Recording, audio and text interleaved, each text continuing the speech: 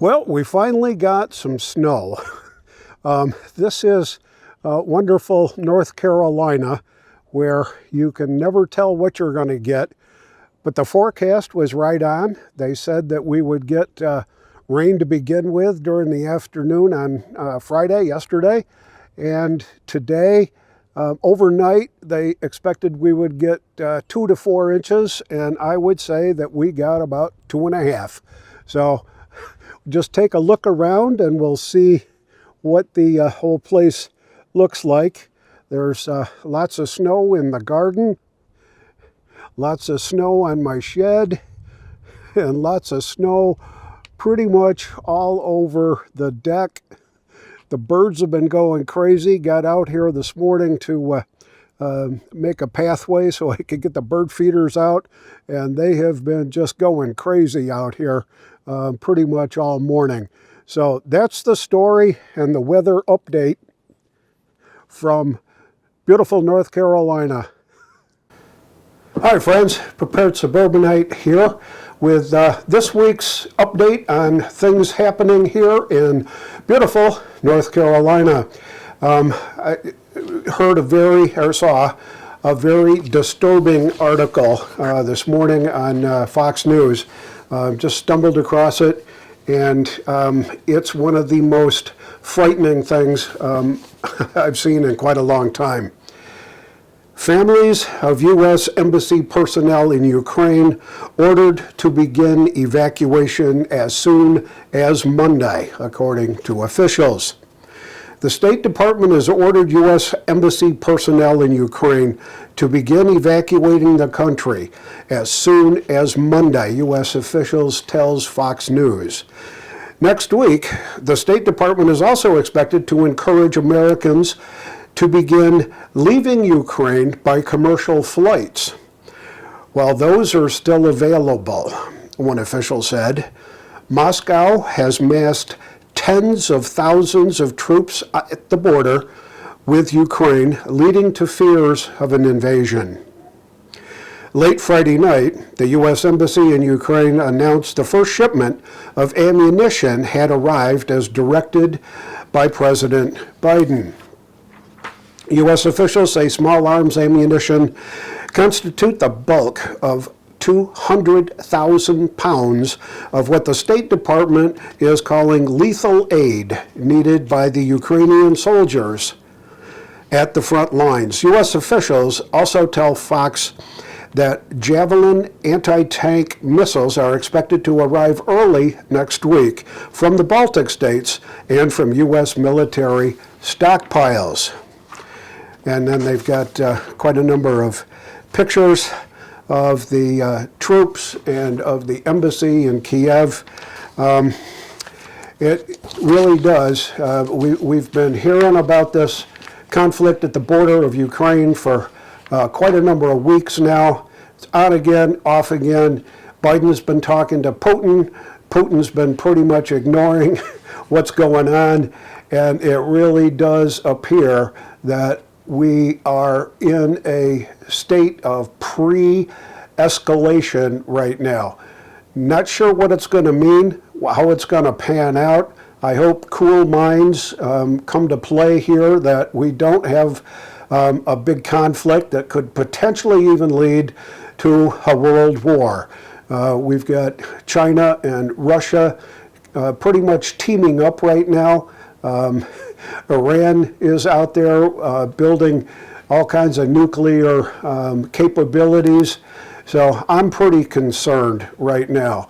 And as a prepper, I am so thoroughly glad that I revisited my prepping plan a few months ago. Pretty much decided it was time to double what we've got, and almost completed with my mission there to make sure that we've got enough food, alternate energy sources, ways to cook food, ways to store food. It's really what we as preppers need to be doing. And if you're not ready yet, you don't have much time. If they're calling embassy personnel and U.S. citizens out of Kiev and out of the Ukraine, it means that something is imminent. And if imminent means the first of next week, then that's what it means.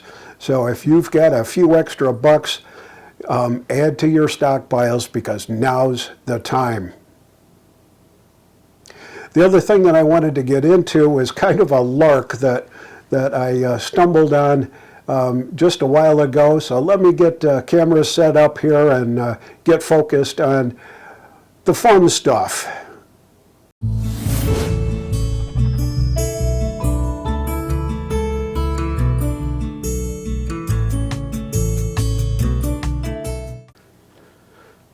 I've been a Scotch Whisky fan for quite a number of years, and really do enjoy, once a week or a couple times a week, just having a shot of good Scotch, along with maybe a cigar, sitting out on the deck, enjoying the weather.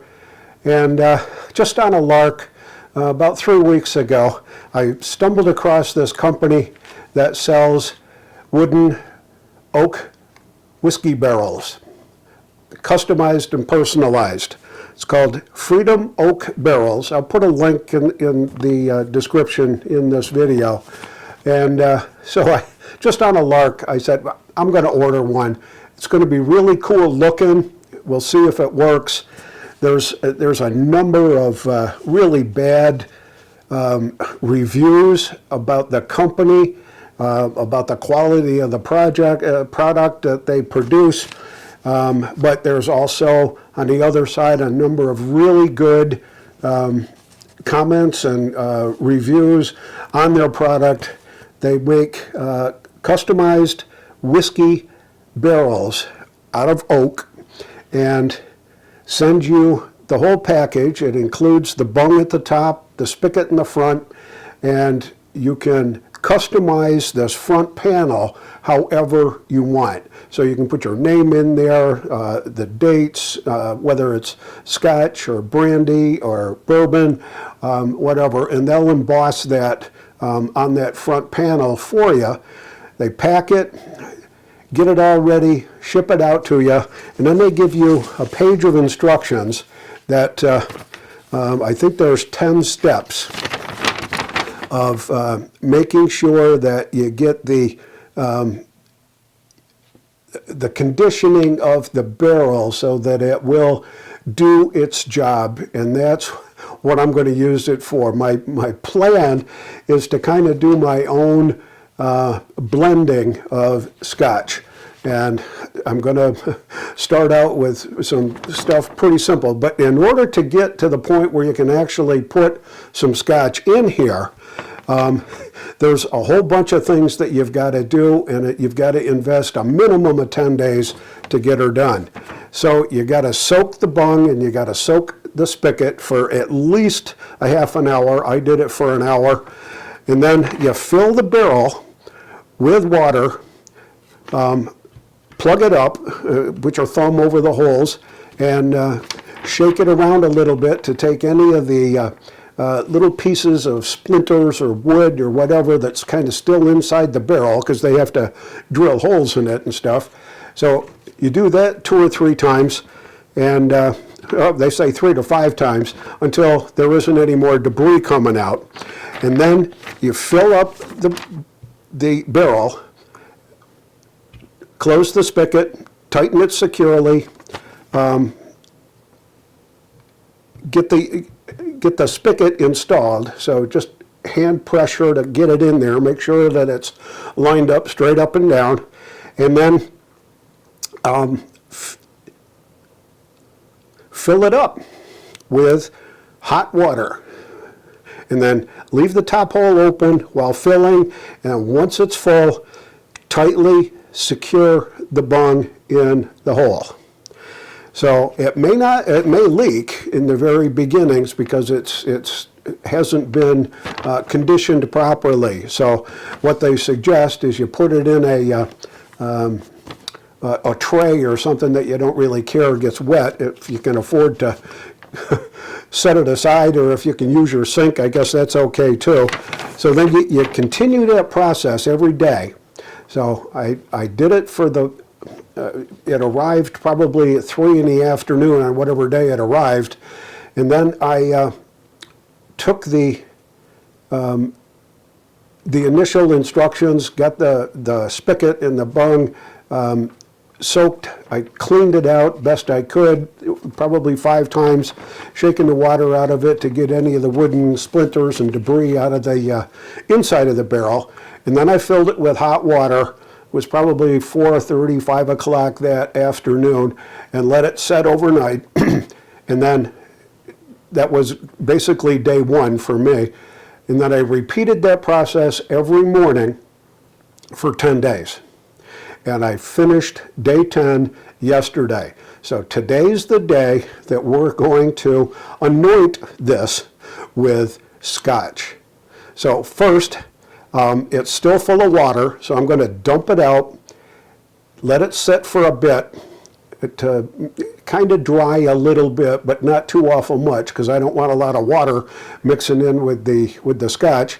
Then I'm going to fill it with Scotch, going to plug it up, and we're going to just let it sit for a while, and we'll be testing every once in a while. This is not designed to be a decanter or a dispenser. This is designed to assist in creative aging and blending of your favorite Scotch, bourbon, brandy, whatever you need, whatever you want.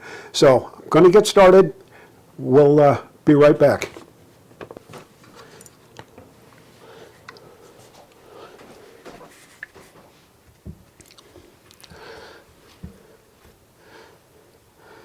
So what I just did was I pulled the bung out of the top of the barrel.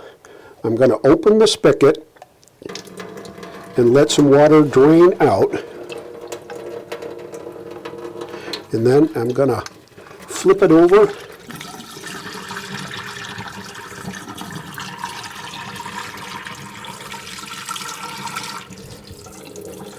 and let her drain.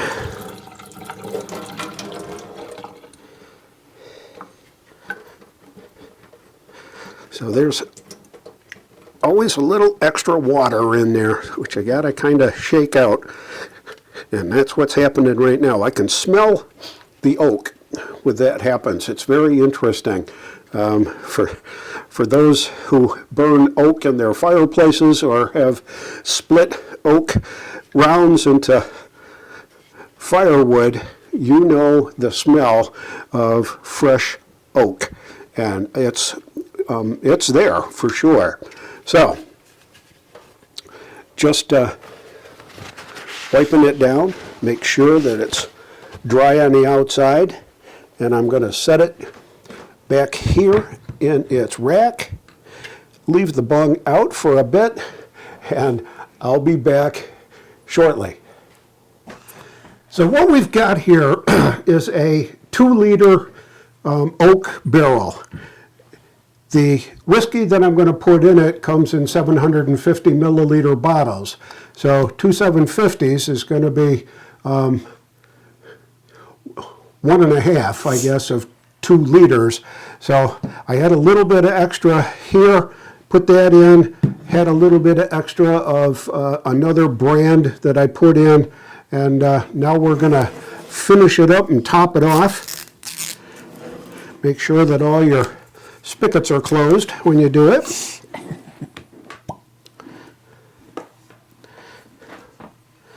So here goes the first big bottle.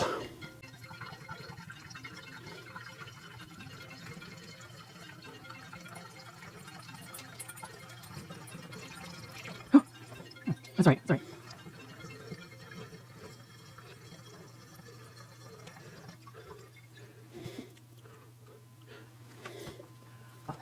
What's going to leak in there?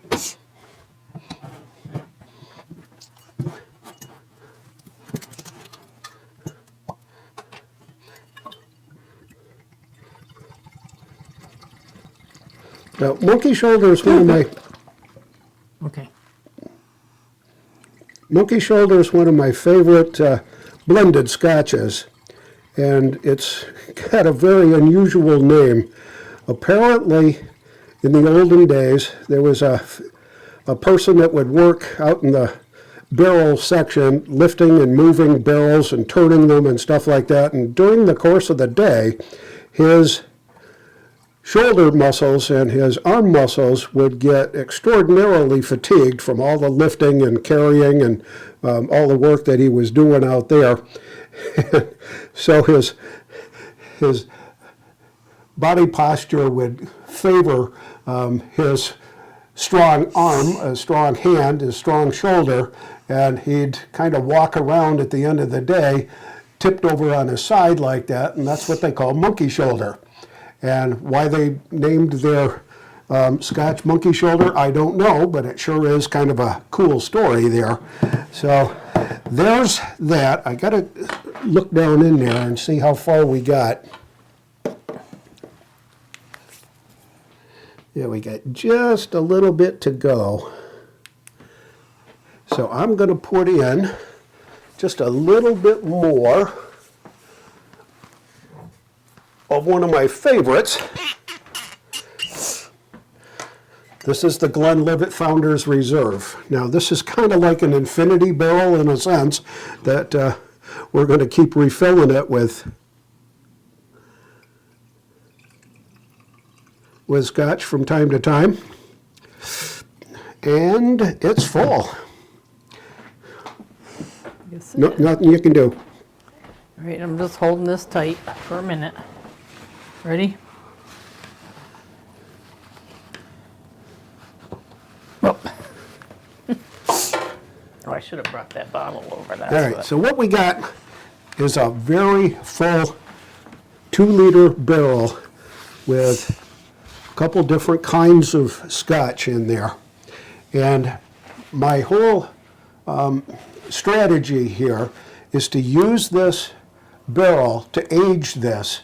And we'll see in, I don't know, 2 or 3 months how it's all going to turn out, whether it's going to be picking up some of the spiky flavors from the new oak here. And I'll report back at some point in the future with respect to how we did here. I got to get that down just a hair because there's some hydraulic action that works. If the bung hole is, I think I got it. So we'll tap it with the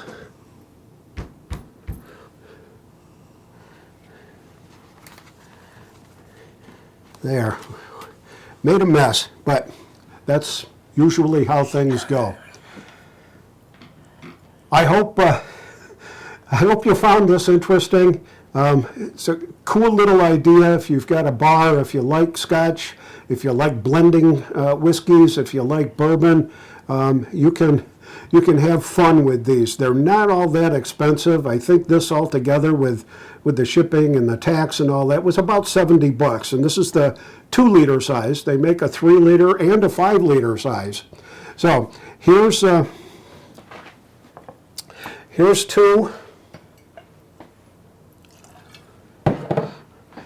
you. You got a couple of very interesting toasts here. So here's to cheating, stealing, fighting, and drinking.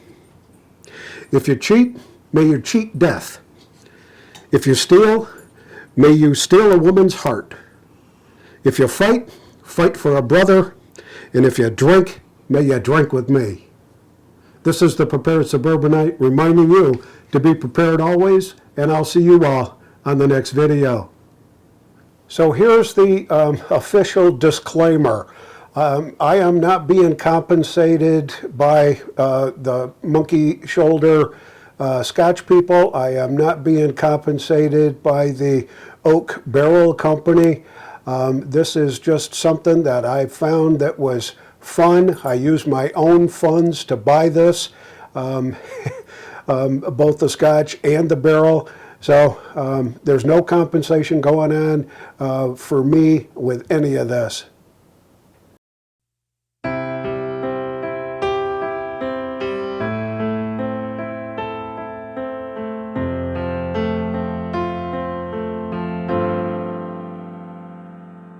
Bye.